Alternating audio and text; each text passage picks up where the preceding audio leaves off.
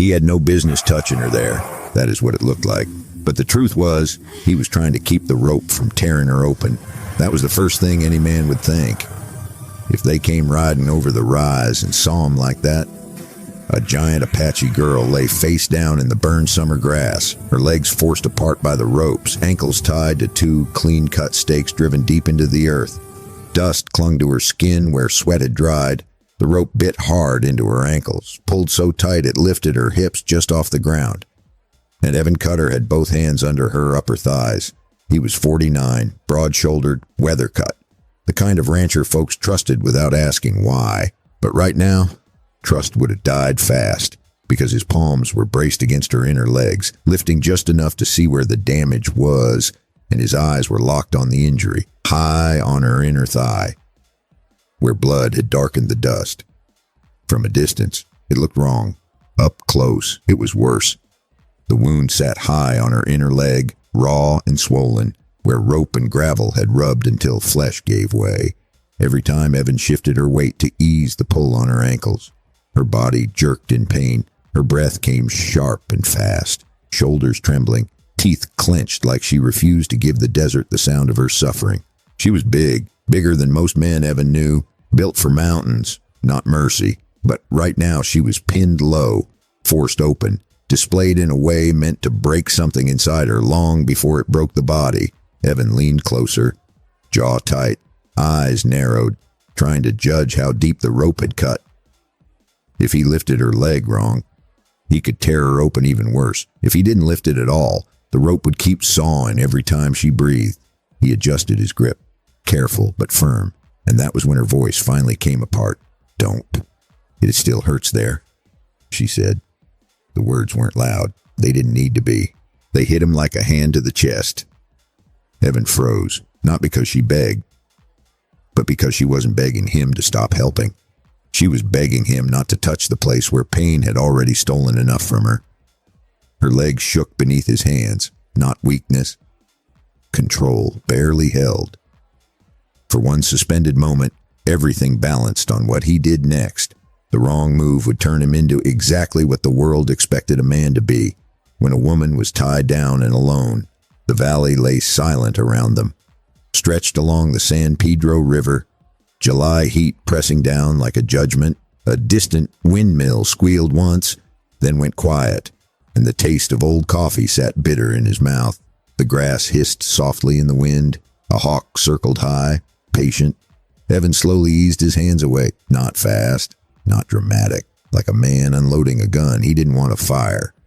He shifted back onto his heels and forced space between them, the kind of space that says, "I see you," the kind that says, "I won't decide for you." The girl dragged in a breath and held it, as if she didn't trust relief yet. Her eyes stayed wide, dark, sharp, watching him like an animal that had learned what hands could do. Evan glanced at her wrists then, and his stomach tightened. They weren't bound. Whoever had done this wanted her arms free, wanted her to be able to reach, wanted her to feel every choice. That was when Evan looked at the stakes again, not just at the rope, but at the wood itself. They weren't crooked branches, they weren't hurried. They were straight posts, cut clean, driven deep, spaced even. Fence posts, the kind a man set when he wanted something seen, something marked. This wasn't panic. This was intention. Evan reached slowly for his belt, and her entire body tensed hard, like a bow pulled to its limit, for a heartbeat. The desert held its breath. Then he pulled free his knife. He turned it in his hand once, and laid it on the ground beside her, handle toward her fingers, close enough to reach, far enough that she had to choose to take it. He set his canteen down next to it, then a clean folded cloth. He didn't speak. Words had weight here, and she'd already been crushed by enough of them. Evan stood and turned his back to her, facing the empty shimmer of heat rolling off the plain. He angled his body so his shadow fell across her, cutting the sun from her eyes. Behind him, the rope creaked softly as she shifted. He heard metal scrape dirt. He heard a low grunt that never turned into a cry. Evan did not turn around. The first rope gave way with a dry snap. The second took longer. Her breathing stayed controlled. each cut measured like she was carving herself out of the ground inch by inch. When her ankles finally came free, her body dropped, not collapsing, but surrendering the strain it had been forced to hold. Silence followed, not a threatening silence, a different one, the kind that settles after something terrible is ended. But before anyone knows what comes next, Evan heard the canteen open. The first swallows were harsh and angry, then slower, steadier. At last, a deliberate cough. That was his signal. He turned. The Apache girl sat upright against the scorched grass, spine straight despite the pain, cloth pressed high on her inner thigh.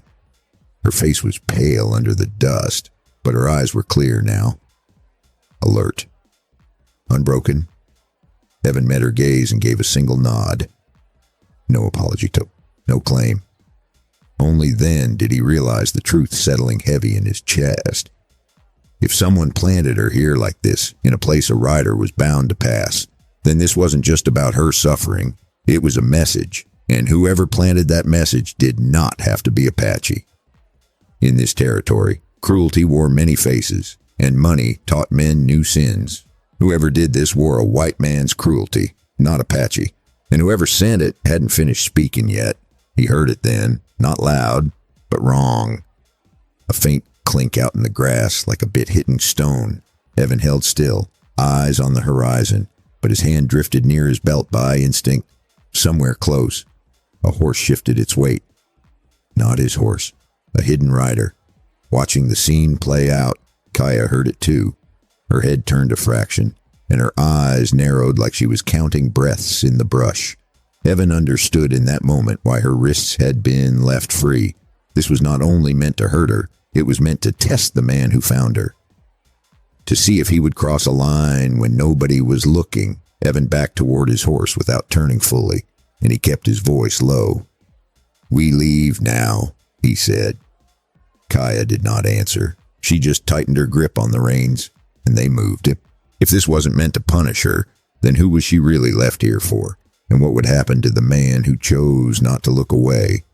He didn't ask her name, not then. Names have weight. And weight was the last thing she needed on her chest. Evan Cutter led his horse closer, slow enough that even the flies didn't scatter. He kept his eyes level, not on the wound, not on her body, but on her face, so she could see exactly where his attention was. She watched him like a hawk watches a snake, calm on the outside, ready underneath. "You can ride if you want," he said. His voice was low, steady, the kind men use when they don't want to scare a spooked animal. "If you don't, we'll sit right here till the sun moves." She tested her legs, one knee dipped, her jaw tightened. No sound came out. Evan didn't rush. Men rush when they're trying to feel useful. He waited, hands loose at his sides. After a long breath, she placed her palm on his forearm. Not a plea, not a grab, just a measured decision. She was heavier than she looked, solid as a fence post, and Evan felt it in his bones. This wasn't someone the desert had made weak. This was someone the desert had tried and failed to finish. They moved slow. Step, pause, another step. When she was finally in the saddle, Evan handed her the reins first. That wasn't politeness. That was respect. They rode east, away from the post, away from the message planted in the dirt. Evan didn't look back. He already knew those stakes weren't meant to be forgotten. The ride took longer than it should have, not because of distance, but because pain doesn't move on a clock. The girl sat straight despite it, shoulders squared, eyes forward. She didn't slump, didn't lean into him, didn't ask for help she hadn't decided to accept. They reached his ranch just as the light softened. The worst of the heat easing its grip, a low place near Benson, tucked where the wind broke against a rise of rock. Nothing fancy. Small house, a corral, a pump that complained every time it worked. Evan helped her down, careful, all business. She stood on her own once her boots hit the dirt. That mattered to her. He could tell. Inside, the house smelled of old wood and coffee grounds. The windmill out back creaked on its lazy turns, and the coffee was black and bitter, the way old men liked it when they had too much to think about. The kind of place time moved through slow and honest. Evan set a skillet on the stove and cracked an egg with one hand, trying to make the morning look normal. It was not normal. Kaya's eyes never stopped measuring the room. She kept her boots on, even inside, like she expected to run without warning. When Evan reached for a coil of rope on a nail by the door, her shoulders jumped hard, not fear like a child, a reflex like a fighter. Evan quietly took the rope down and set it outside, far from the house, like he was moving a rattlesnake with a shovel. He did not mention it. He just poured coffee into 2 tin cups and slid one toward her. She did not drink it, but she wrapped her hands around the cup for warmth, and for the first time, Evan saw her fingers stop shaking. Evan set water on the table, then stepped back like he'd done outside. She drank, not fast now. Measured. "You got a place you want to be?" he asked. "No one's chasing us yet." She shook her head once. That was enough. That first night.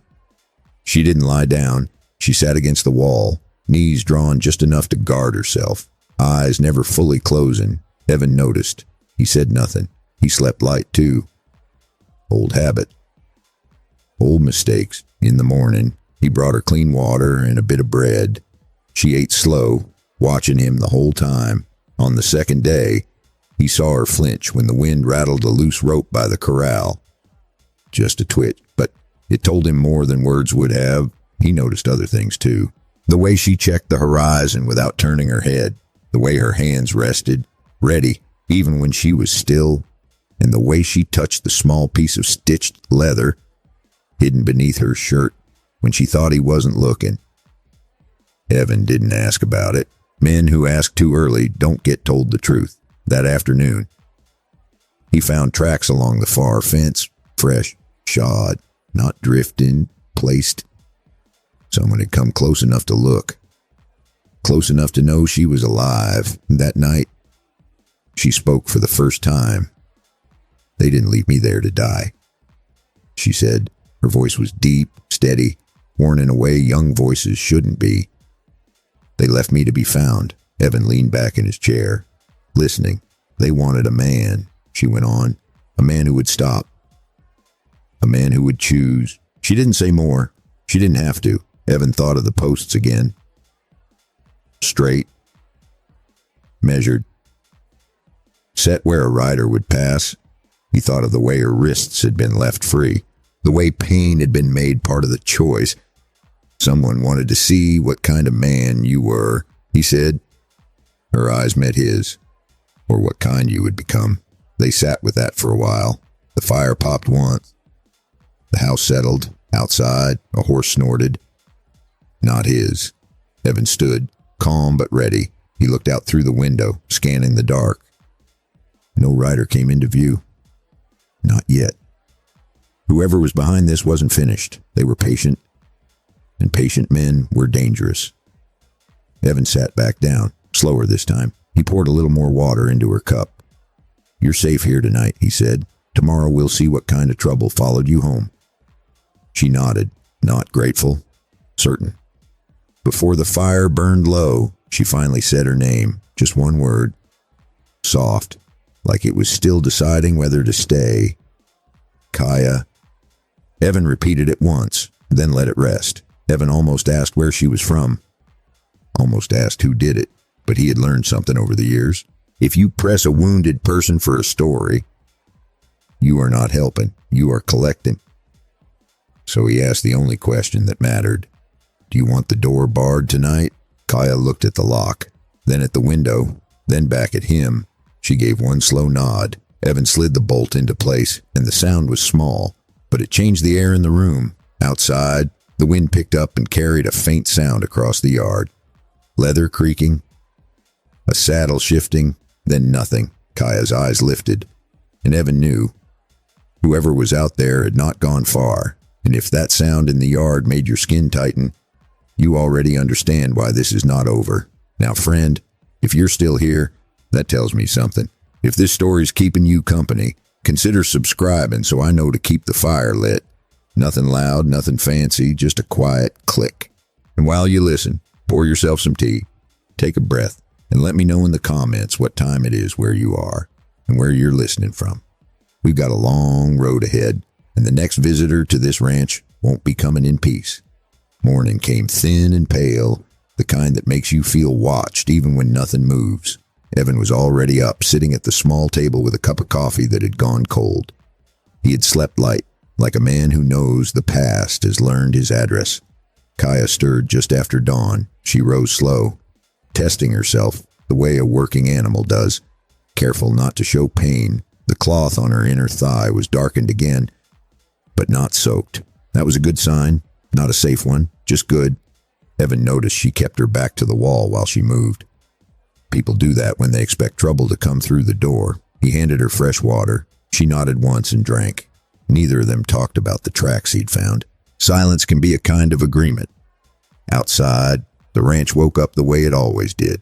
A horse shifting weight, wood popping as the air warmed, a crow calling from the fence line like it knew something. Evan stepped out to check the perimeter. The tracks were still there, pressed clean into the dirt. Shod hooves. 2 riders. They had not crossed the fence. They had come close enough to see the house, close enough to know she was alive. That was not good. Back inside, Kaya watched him read the ground from the doorway. She did not ask what he saw. She already knew. And that little stitched pouch under her shirt, it had more than fear in it. It had ink, names, and a mark that did not belong to her people. By midday, the heat came down hard, the kind that drains patience from a man. Evan fixed a loose board on the corral, slow and steady, more to keep his hands busy than because it needed fixing. That was when the riders showed themselves. They stopped just beyond the fence. 2 men on horses that were too clean for honest work, one tall and narrow, the other broader, with a relaxed seat that came from knowing he did not have to hurry. Evan recognized the type before he recognized the face. The taller man stayed back. The broader one rode forward alone, stopping short of the fence like he was respecting a rule he did not believe in. He smiled easy. "Afternoon," the man said. His voice carried the calm of someone who expected to be obeyed. Evan did not answer right away. He rested one hand on the fence rail and waited. "We are looking for a woman," the man continued. "Big girl, hurt leg, belongs with us." Evan felt Kaya behind him, close enough to hear everything. "She does not belong to anyone," Evan said. The man smiled wider, like he had expected that answer. "That is where folks get confused." He reached into his coat and pulled out folded papers. Not a badge, not a warrant, just papers. "Missing property," he said. "Signed in tombstone." Proper enough for men who understand how things work. Evan took a step closer to the fence. He did not take the papers. "What is your name?" Evan asked. The man hesitated just a beat too long. "Harlan Voss." That told Evan everything he needed to know. Voss was a man who worked the space between law and violence, the kind hired when someone wanted their hands clean and their conscience quiet. Behind Evan, Kaya moved. She stepped into view, not hiding, not defiant, just present. Voss looked at her and his eyes flicked down, quick and practiced, to the bandaged leg, then back to her face. "You should not have run," he said to her. His tone was mild, almost kind. Evan felt something tighten in his chest. "She is hurt," Evan said. "She is staying until she can walk." Voss shrugged. "That is not your call." One of the horses snorted. The other man shifted in his saddle. Voss leaned forward slightly. "You got a reputation, Cutter," he said. "Quiet man. Fair. Folks like that." Evan did not like the way his name sounded in Voss's mouth. "Hand her over now," Voss went on, "and this ends clean. Wait too long, and it gets complicated." That was when the taller man moved. He swung down from his horse and stepped forward, crossing the fence line like it was nothing. His hand went out toward Kaya, fast and careless. Evan did not think. He moved. His fist landed hard and low. A short punch that dropped the man before he knew what had happened. No flourish. No warning. The second man came up swearing. Evan met him halfway. A shove. A knee. The sound of breath leaving a body. It was over quick, the way real fights are. Voss never drew his gun. He just watched. eyes sharp, measuring. Evan stood between him and Kaya, breathing steady. Voss shook his head slowly. "That was a mistake," he said. "Now you made this personal." He turned his horse and rode off, leaving his men scrambling to follow. The dust hung in the air long after they were gone. Evan closed the gate and leaned on it for a moment. Not tired. Thinking. Inside, Kaya sat back down, controlled but pale. "They will come back," she said. "Yes," Evan answered, "and next time they will not ask." She studied him then, really looked at him, at the old lines in his face, at the way his hands stayed loose even now. "Why did you stop?" she asked. "Most men would not." Evan exhaled slowly. "'Cause I learned once what happens when you let other people decide who gets taken." She nodded, like that fit something she already knew. The afternoon stretched on, too quiet. Somewhere past the wash, a coyote yipped once, then went silent, like even it knew better than to talk too much. As the sun dipped, Evan pulled a piece of paper from a drawer. He sat at the table and stared at it longer than he liked to admit. Some fights you cannot win with fists. Some you cannot avoid by staying quiet. Kaya watched him write, her hand resting near the small stitched leather she still carried close. Outside, the wind shifted, and far off, beyond the ranch, another rider turned toward them. Evan had just made his choice. The question was not whether trouble was coming. It was how much it was going to cost him when it arrived. The paper stayed blank longer than Evan liked. He sat at the table with the pen resting between his fingers, staring at the grain in the wood like it might tell him what kind of man he still was. Kaya watched from the far side of the room. She did not hover. She did not interrupt. She had learned long ago when silence was safer than words. Outside, the light shifted. Late afternoon settling in, shadows stretching across the yard, the heat easing just enough to let a man think again. Evan finally wrote, not much, no pleading, no long story, just names, places, and one line that mattered. "I am sheltering a woman who cannot safely return. If you remember what you owe me, stand up now." He folded the paper slow and slid it into his coat. He had not written a letter like that in years, the kind that did not ask for help, but demanded a choice. "I'm going to town," he said. Kaya looked up. Her eyes went to the door, then to her leg. "You are not," he added. "Not yet." She studied his face, measuring risk like she always did. Then she nodded. Evan saddled the horse as the sun dipped lower. He rode hard toward Tombstone, dust lifting behind him like a signal he did not care to hide. The town met him the way it always did. There was an old gun smell in the air, iron and oil mixed with sweat and sawdust, wood and noise, and men who pretended they were in control of something. Horses tied tight, voices sharp, a smell of sweat and whiskey baked into the boards. Evan dismounted slow and walked straight down the street. He did not stop at the saloon. He did not look around. He went where the law was supposed to live. The office was small and hot. A deputy sat behind the desk, sleeves rolled, expression tired. He looked up when Evan stepped in. Recognition flickered, then caution. "You picked a bad week," the deputy said. Evan set the folded paper on the desk but did not push it forward. "I'm not here for favor," Evan said. "I'm here so you can decide what kind of man you are." The deputy snorted quietly. "That is a heavy load to bring into a room like this." Evan met his eyes.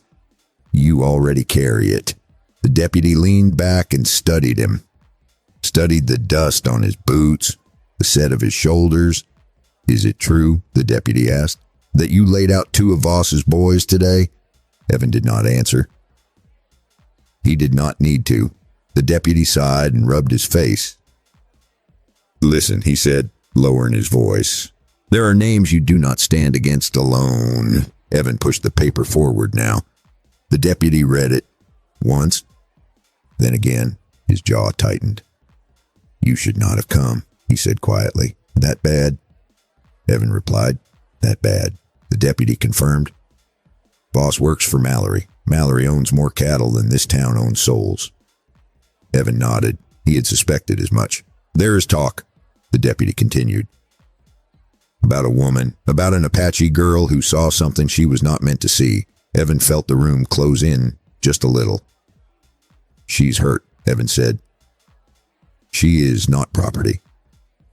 The deputy stood and crossed to the window. He looked out at the street like he was checking for ghosts. "If you stay here," he said, "you and that girl will disappear. Not tonight. Not loud. Just gone." Evan folded the paper and tucked it back into his coat. "Then I will be gone before that," he said. The deputy turned back.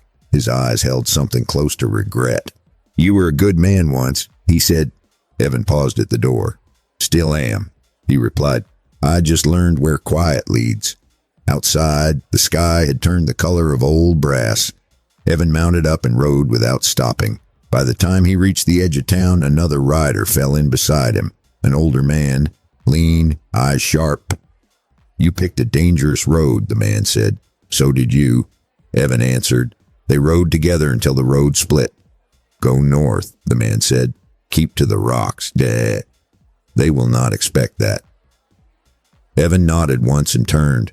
Night had fallen by the time he reached the ranch. The house was dark. Too dark. He dismounted slow, hand near his side, listening. A low sound drifted from inside. Not a voice. A struggle held back. Evan pushed the door open. Kaya stood near the wall, breathing hard. Her hand was clenched around the small stitched leather she carried. The lamp lay broken on the floor. "They came back," she said. "Just one. He did not expect me to be standing." Evan took her in, quick and careful. "No fresh blood, no rope." "Did he see you?" Evan asked. She shook her head. "He was looking for you." Evan closed the door and barred it. The night outside felt closer now, like it was listening. Kaya met his gaze. "They will not stop," she said. "No," Evan replied. "They will escalate." He poured water and set it in her hands. "We leave at first light," he said. "Not to run, to face this where witnesses exist." Her brow furrowed. "Tombstone did not help you." She said. "No," Evan answered. "But Charleston might." She studied him, then nodded slowly. The fire burned low as they sat in silence, each of them listening to the land. Somewhere out there, plans were being made. Evan thought he was heading toward help. He did not yet know that Charleston was where the trap was finally meant to close. They left before the sun showed its face. Not because Evan liked moving in the dark, but because daylight gives men confidence, and confidence was what their enemies fed on. Kaya rode behind him at first, then beside him once the trail widened. She sat straight in the saddle, legs stiff but steady, the kind of posture that said pain had been accepted, not surrendered to. Evan watched her from the corner of his eye, not hovering, just enough to know if she slipped. They took the rocky route north, away from the open flats. An older rider's advice echoed in Evan's head. Keep to the rocks. Men who think they own the land forget the places that do not make money. The Dragoon Mountains rose ahead of them, dark shapes cutting into the pale morning. The trail narrowed, forcing them single file. Dust hung low, slow to settle. Neither of them talked much. Words tend to wear out when the ground starts to tilt. After an hour, Kaya slowed her horse. She raised one hand, palm down. Evan stopped without asking why. She leaned slightly in the saddle, eyes scanning the rocks above the trail. Her breathing stayed even, but something had sharpened in her face. "They are close," she said. "Not loud." "Certain?" Evan slid down from his horse and checked the ground. Fresh prints, more than two this time. Careful spacing, men who knew how to move without wasting effort. Voss had learned. They pushed on anyway. Turning back would only make things easier for the men behind them. The first shot cracked against stone, sharp and ugly. It missed, but not by much.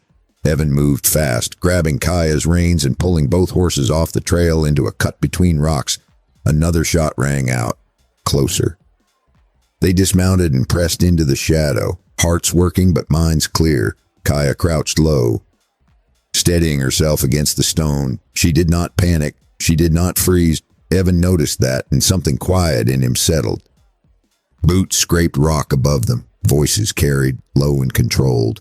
"Take him alive," one man said. "The girl matters less." That line burned. Evan waited until a shadow crossed the edge of the cut. Then he surged forward, driving his shoulder into the man's middle. They went down hard, breath knocked loose. Another man rushed in. Evan caught him with a short punch to the jaw, felt bone give just enough. The fight was messy and close, and no grand moves, and just weight and grit and timing. Kaya moved too, not into the middle of it, but around. She picked up a fallen rock and brought it down on a wrist, reaching for a gun. Once, enough. The men fell back, swearing. One went down the slope, sliding until he hit hard. Voss did not show himself. Not yet. Evan grabbed the horses. "We keep moving," he said. They will not stop." They rode hard through the pass, stones clattering under hooves, breath burning in lungs. Behind them, shouts rose, then faded. They did not slow until the land opened again. By midday, the heat returned. Kaya's leg had stiffened. Evan could see it in the way she shifted weight. They stopped in the shade of a stand of scrub. Evan offered water. She drank, then surprised him. "This was never just about me," she said. He waited. "They wanted you." She continued. "From the start." Evan frowned. "Why me?" She reached inside her shirt and pulled out the small stitched leather pouch, the one she guarded like breath. She opened it and tipped the contents into her palm, a folded scrap of paper, worn soft. She handed it to him. Evan unfolded it slowly. Names, numbers, routes, cattle counts that did not line up. And at the bottom, a foreman's signature and a stamped mark from Mallory's own office. Mallory's hand was all over it. Kaya said it plain, like she was reading weather. "I saw how they trapped folks, not always with chains. With debt papers, false charges, and men who looked away." Evan felt the weight of it settle. This was not a crime of anger. It was a system. "And the post," he said. "They wanted me to find you." She nodded. "You were known. Quiet. Fair. A man who would stop." Evan exhaled slowly. "They thought I would bring you into it." "Yes," Kaya said, and then disappear. They mounted again, riding toward Charleston. The town sat near the river, busy enough for witnesses, crooked enough for deals. They reached the outskirts as the sun dipped. Smoke rose from chimneys, voices carried. Evan felt eyes on them before he saw anyone. They had made it, but too cleanly. As they rode down the main stretch, a group of men stepped out from between buildings, not running, waiting. Voss stood among them now, calm, smiling like a man who had finally been proven right. "Evening, Cutter," he said. "Right on time." Evan's hand tightened on the reins. Kaya leaned forward slightly, eyes scanning, counting. They were surrounded, not trapped, but boxed in. Voss tipped his hat. "Let us finish this proper," he said. Evan had ridden into Charleston looking for witnesses. What he found instead was a stage already set, and this time there was no clear way off it. Voss stood there smiling, certain the stage belonged to him. Men like that always believe the ending has already been written. Evan did not reach for his gun. Not yet. He felt the weight of the street instead, the doors, the windows. Oh, the people watching without stepping forward, witnesses, whether they wanted to be or not. Kaya dismounted first. That surprised everyone. She moved slow, careful with her leg, but she did not shrink. She did not stand behind Evan.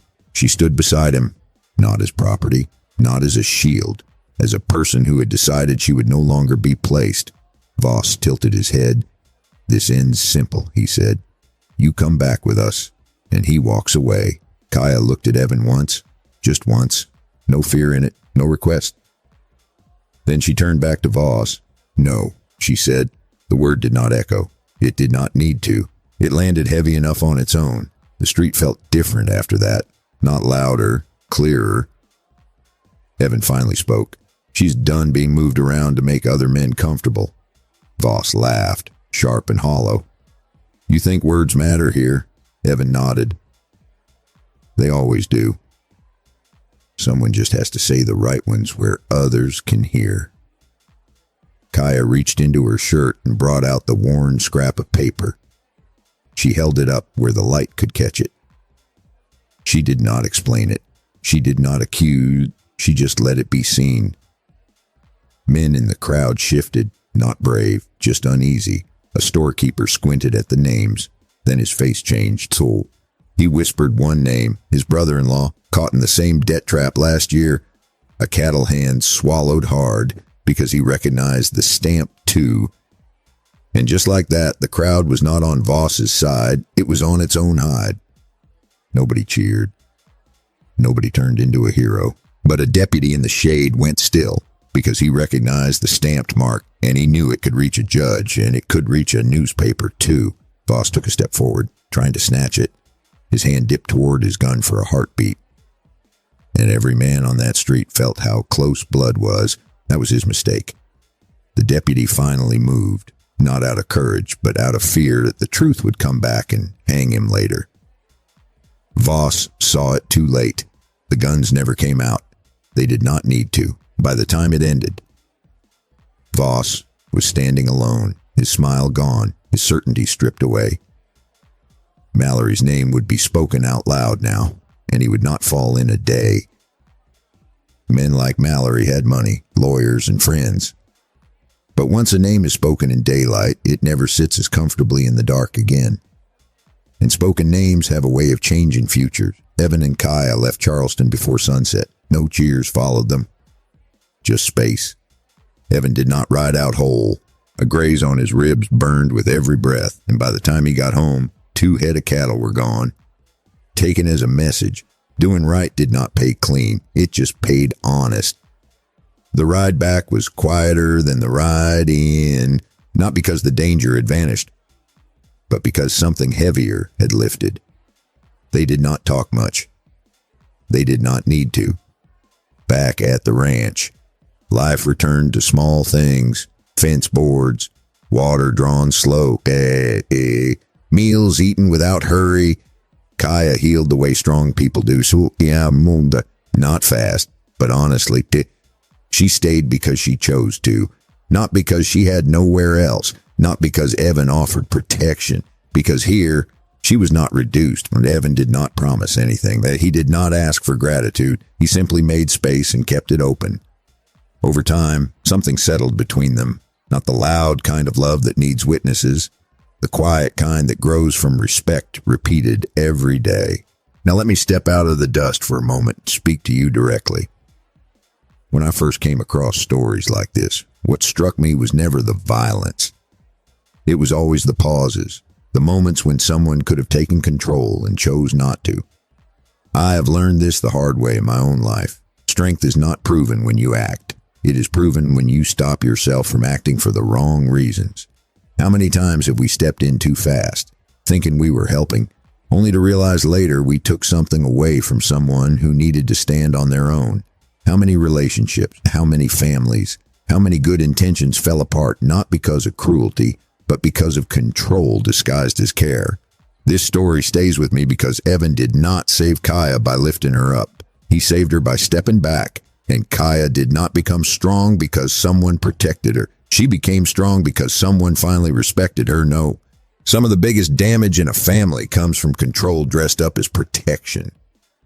So ask yourself, who in your life needs your help, and who needs your trust? Who needs your hands, and who needs your restraint? It made them a reminder that love built on choice lasts longer than love built on fear. That respect creates loyalty deeper than control ever could, and that sometimes the bravest thing a person can do is nothing at all. If this story meant something to you, I would appreciate a like. It tells me these quiet lessons still matter. And if you want more stories like this, stories meant to slow you down just enough to think, consider subscribing. No rush. Just when it feels right.